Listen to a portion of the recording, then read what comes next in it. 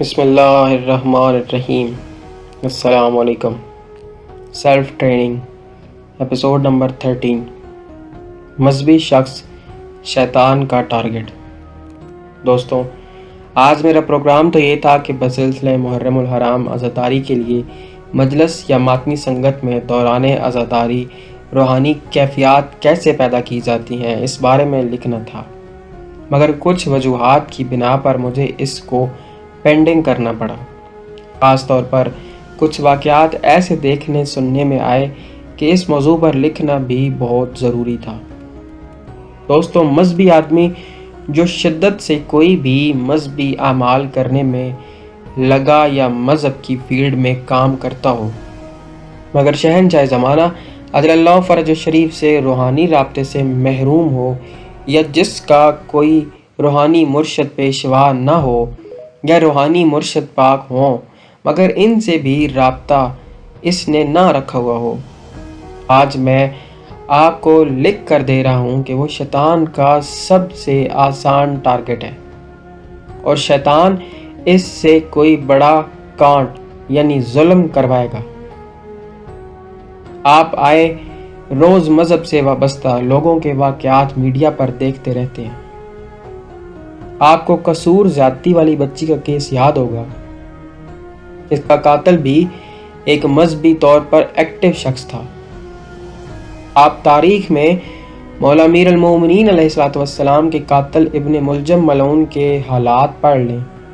انتہائی مذہبی شخص، عبادت گزار مگر روحانی طور پر بے فیض تھا۔ آپ تمام خارجیوں کے حالات پڑھ لیں۔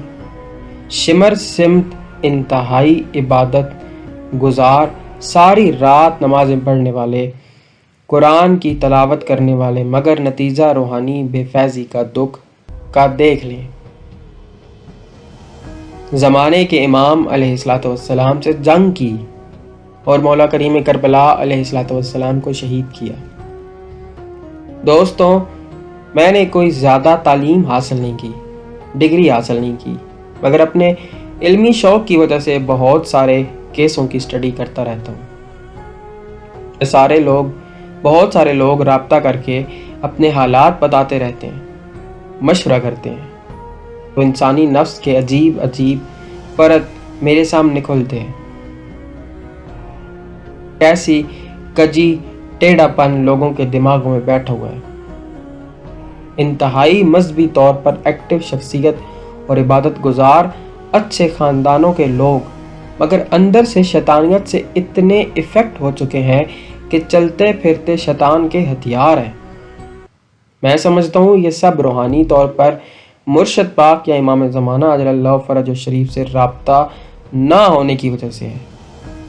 میرے محسن، میرے مرشد کریم سرکار السید محمد جعفر زمان نقوی البخاری دامز اللہ تعالی فرماتے تھے کہ آنے والا دور بہت زیادہ خطرناک ہے۔ جو بے حیائی، بے غیرتی، شیطانیت، دجالیت کا طوفان آ رہا ہے، اس سے بچنے کا واحد طریقہ یہ ہے کہ اپنے امام زمانہ عجل اللہ فرج شریف سے روحانی رابطہ کرو۔ اپنے چھوٹے چھوٹے بچے بچیوں کو، گھر والوں کو بھی ان کے روحانی قرب میں لے کر جاؤ، متوسل کرواؤ ان سے، ورنہ بچنا محال ہے۔ دوستوں، لوگ یہ بات کہہ رہے ہیں کہ کرونا کی ویکسین لگ جائے گی تو لوگوں کے ڈی این اے میں سور بندر کا ڈی این اے مکس ہو جائے گا، آنے والی نسل انسان برباد ہو جائے گی۔ میں کہتا ہوں کہ ابھی تو کرونا ویکسین مکمل لگی نہیں ہے، اس کا اثر ظاہر نہیں ہوا ہے، تو پھر لوگ کیوں شیطانی حیوان بنے ہوئے ہیں؟ ان سے محرم رشتے محفوظ نہیں ہیں، چھوٹے چھوٹے بچے بچیاں ان سے محفوظ نہیں ہیں، اور ہیں بھی یہ سارے مذہبی ایکٹیو لوگ، مگر یہ نفسانی طور پر اندر سے خطرناک ترین سانپ سے بھی زیادہ زہریلے ہو چکے ہیں۔ دوستوں، میں کسی کا نام نہیں لینا چاہتا، مگر آپ کو یہ مشورہ دینا چاہتا ہوں کہ اپنے گھر والوں، اپنے بچوں کا خاص خیال خود رکھیں۔ اب کوئی جگہ بھی محفوظ نہیں ہے، نہ اسکول، کالج यूनिवर्सिटी, ना मदरसे, ना मस्जिद, ना दरगाह, खानकाह, इमाम बारगाह, उस्ताद, प्रोफेसर, मौलवी, पीर, सबको शैतान ने ज़हनी नफ्सी तौर पर कैप्चर किया हुआ है। अब दुकानें, video games, shop, park, hotel, कोई जगह महफूज नहीं है। इसीलिए तो फरमाया गया था कि ऐसे दौर में अपने घर का फर्श बन जाओ।